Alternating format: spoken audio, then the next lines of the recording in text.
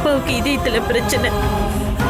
அவருக்கு சீக்கிரமா ஆபரேஷன் பண்ணலன்னா எந்த நேரத்துல எது வேணாலும் நடக்கலான்னு டாக்டர் சொல்லிட்டாரு. அந்த ஆபரேஷனை தான் இப்ப பண்ணிக்க முடியாதுன்னு சொல்றாரு.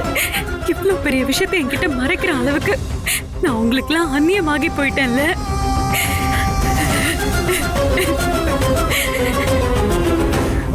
இங்க பாரு அபி, தயவு செஞ்சு பிடிவாதம் பிடிக்காம அப்பா சொல்றத செய்.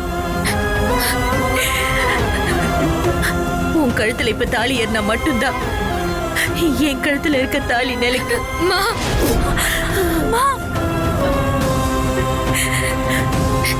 என்னம்மா இது?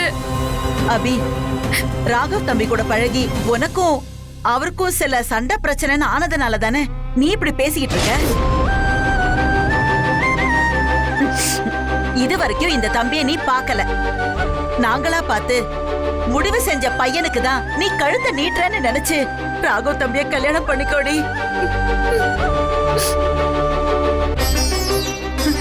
இது ஒண்ணுதான் எல்லாருக்கும் நிம்மதியை தர ஒரே முடிவா இருக்கும். என் தம்பி உயிரை காப்பாத்து, தயவு செஞ்சு சம்மதிமா.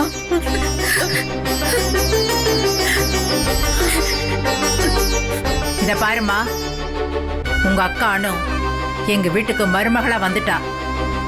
அவளோட தங்கச்சி வாழ்க்கை எங்க வீட்டு பையனால கேள்விக்குரிய நிக்கிறத பார்த்துட்டு எங்களுக்கு என்னன்னு விட்டுட்டு போற அளவுக்கு நாங்க ஒண்ணு ஈனப்பிறவி இல்ல.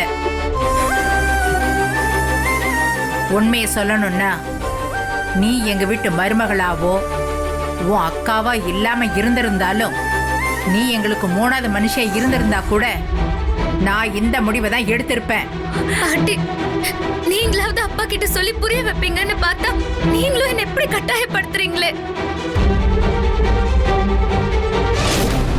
நீ எதை மனசுல வச்சுக்கிட்டு இப்படி சொல்றேன்னு எனக்கு நல்லா தெரியும். அந்த ராஸ்கல் கூட ஓடி போலான்னு நினைச்சு நீ பண்ண பிளான் ஃபெயில் ஆனதால நீயே விக்னேஷ் கூட கல்யாணம் ஆகக்கூடாதுன்னு நினைச்சிருப்ப. அது வேற ரூபத்துல நின்று போனதுனால எப்படியாவது இங்கிருந்து எஸ்கேப் ஆகி போயிடலான்னு நினைக்கிறியா? நீ நினைக்கிறத நான் நடக்க விட மாட்டேன்.